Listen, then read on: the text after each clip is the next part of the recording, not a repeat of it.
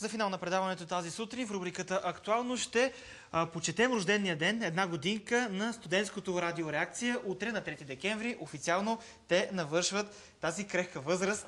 Те са вече тук, една част, разбира се, от тях са тук при нас за студиото. Антони Ласкин е тук до мен, Мариана Новачева и Атанас Куцев. Трима, една малка част от екипа на самото радио. В началото, преди да започнем към равносметката за една година, бих искал да разкажем на зрителите какво стоеше зад идеята за основаването на това радио. И името, Реакция. Реакция.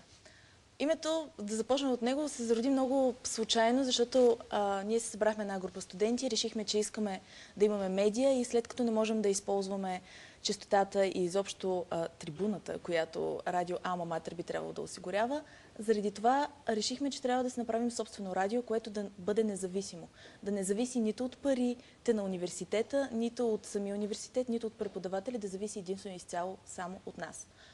И така се зароди идеята да направим свое собствено радио в интернет, естествено, за да бъде достъпно до абсолютно всички студенти и изобщо хора по целия свят. Защото отваряме една скоба, слушат ни в Южна Корея, слушат ни в цяла Европа, слушат ни в Америка българи, студенти, които са по света. Имаше ли теми тогава, които не се появяваха на бял свят? А би ви се искало това да се случи?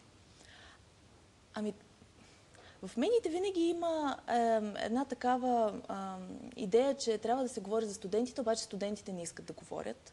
А това всъщност не е така, просто в един момент се получава така, че на студентите не им се дава толкова голяма възможност да се изкажат. И не говоря да се изказват за гражданското общество, да се изказват за политика и за проблемите, които се срещат в ежедневието, ами изобщо да се изказват, да имат своя собствена медия, в която да могат да кажат абсолютно всичко и да не се притесняват от този факт. Да не се притесняват... Просто по всеки един казус, който съществува, да се чуе и студентското мнение. Както миналата година направихме много силни, смея да го кажа, предавания и материали и репортажи, когато СУ щеше да затваря врати, така имаме и страхотни предавания, в които гостуват и популярни, и не толкова популярни личности. Имаме предавания за култура, за филми, за андерграунд култура. Всеки може да намери нещичко в нашата програма. Точно това се гордеем ние. Добре, можем ли да направим една равносметка? В края на годината все пак вие навършвате от една годинка. Какво се случи за тази една година? Споменахте, че действително гласът на младите се е чул. Темите са най-разнообразни, от проблемни до хубави. Антони? Равносметка. Наистина тази една година като първа беше, мога да кажа, успешна. И имаше хубави моменти, имаше и някои спадове, разбира се. Но като цяло мисля, че успяхме да задържим инициативата в целия екип и мисля, че всичко се получи доста добре. Атанас, по какво се различава реакцията на най-младите, на студентите, на бъдещето на една страна? Реакцията е че те могат да кажат всичко, което искат и точно, че имат трибуна къде да го направят.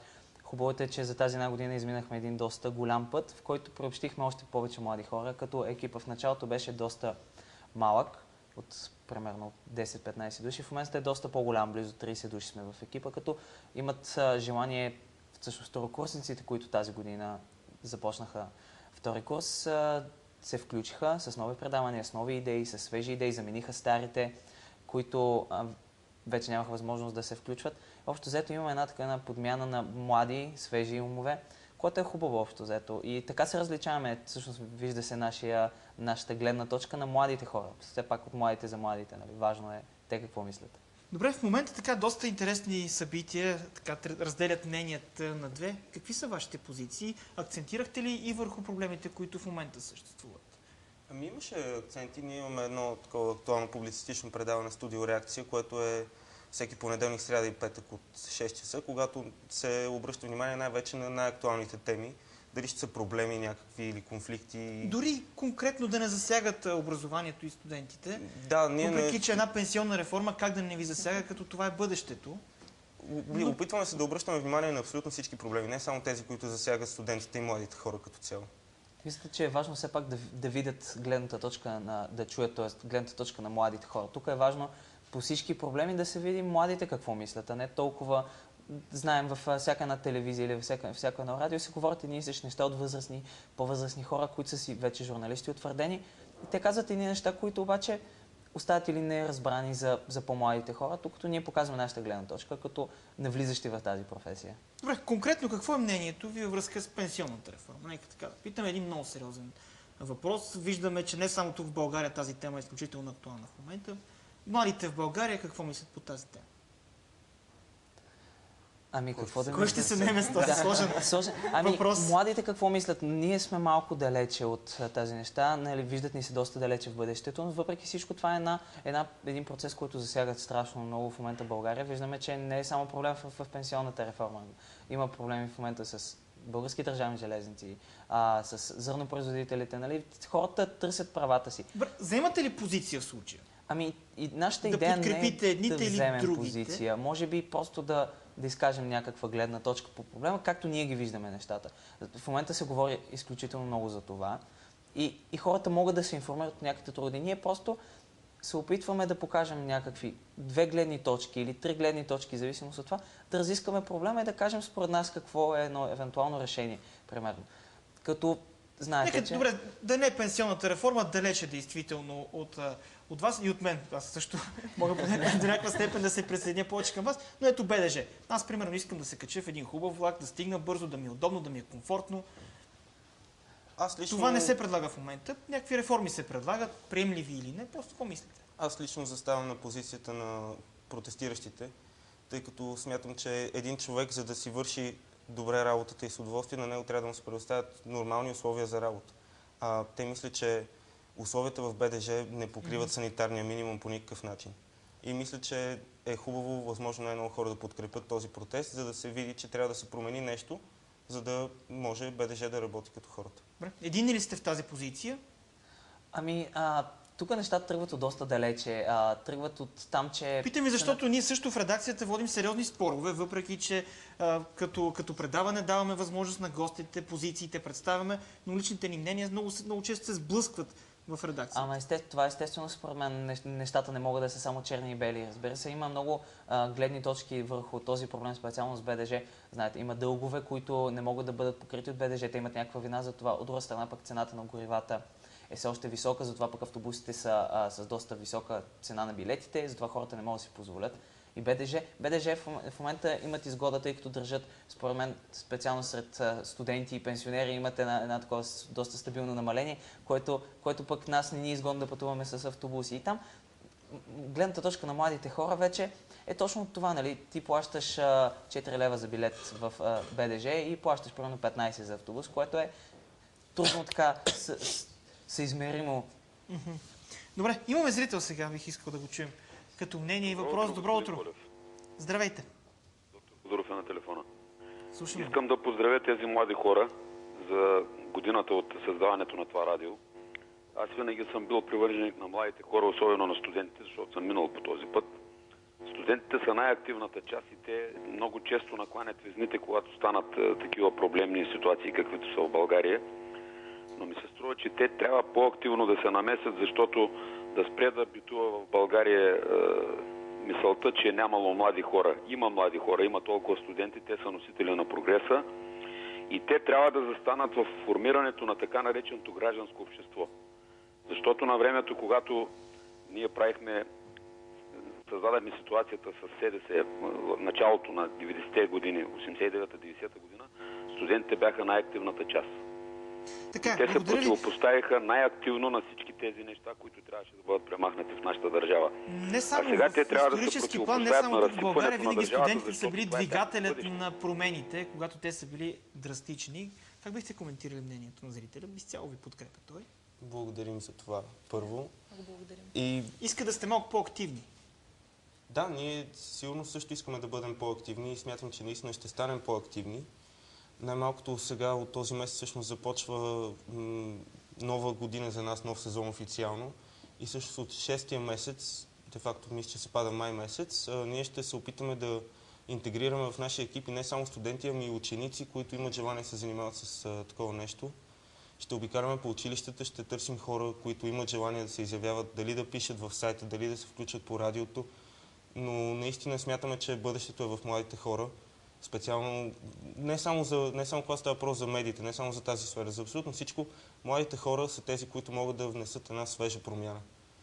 Марина, преди малко говорихме за неща, които в момента са така много злободневни като теми, много сериозни, но за тази една година реакциите, които вие получавахте, сигналите, обажданията, мненията, различаваха ли се по някакъв начин от общоприетия дневен ред на държавата?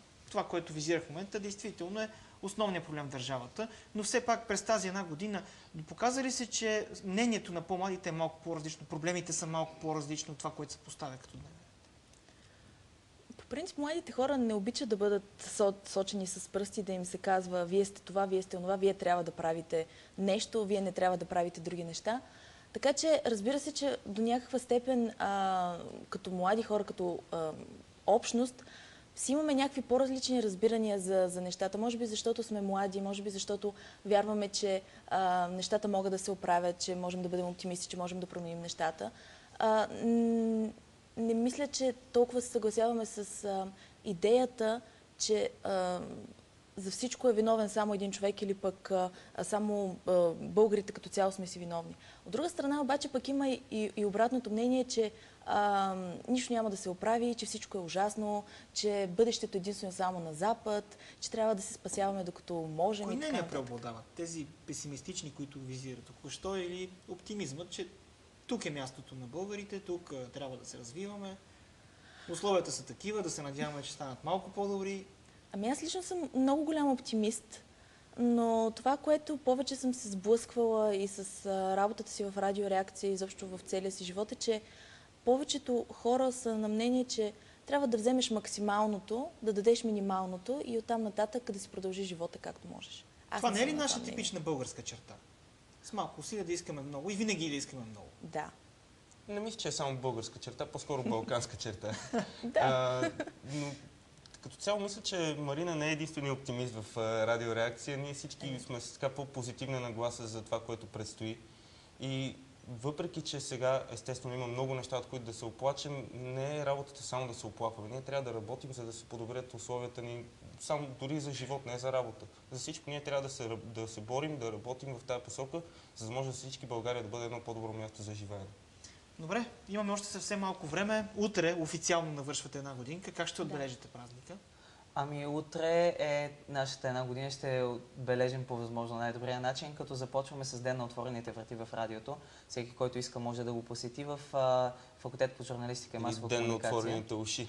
Да, така го нарекохме, така леко с ирония, но всеки може да заповяда, да се включи дори в ефир, да види къде работим, след което най-важната част може би от деня е това, че ние ще направим нещо като перформанс, като флашмоб, който ще бъде организиран в подлеза на Софийския университет от 5 часа след обед. Ще сложим един символичен край на миналото, чрез чупене на няколко радиоточки, просто за да приключим миналото и започнем ново начало, нова реакция на нещата да вървят напред, просто да забравим всичките минали неща, които просто ни тежат като багаж на гърба. След което в клуб 4 стаи ще бъдем вечерта от 9 часа, официалното парти по случай рождения ни ден, за да можем да го отпразнуваме подобаващо. Организирали сме награди. Целодневна офанзива сте предприели. Абсолютно. От самото начало до малките часове на следващия ден ще продължи самото събрание. Имаме си страхотна програма сме подготвили всъщност с едни от най-големите звезди на радиото, които са били в ефира през изминалата година, но за съжаление в момента не са част от екипа по една или друга причина. Така че да, Московска 39, всички могат да заповядат. Студио 69 на 4-ти етаж, да се запознаят с екипа. Честит рожден ден в адванс Благодарим. малко. Успех още така дълги години, постепенно да се развива. Много е хубаво, че още от първата година сте започнали такава приемственост в самото радио. Давате възможност на повече хора да вземат участие и разбира се обратната страна, мненията. Такава ни е идеята всъщност. Идеята е всеки, който има желание да се изяви по някакъв начин, който има идея, която не се припокрива с вече съществуващите, е добре дошъл. Радиореакция е мястото. Да. Радиореакция е място за студенти. Всеки, който иска, може да се свърже с нас на сайта ни reakция.net.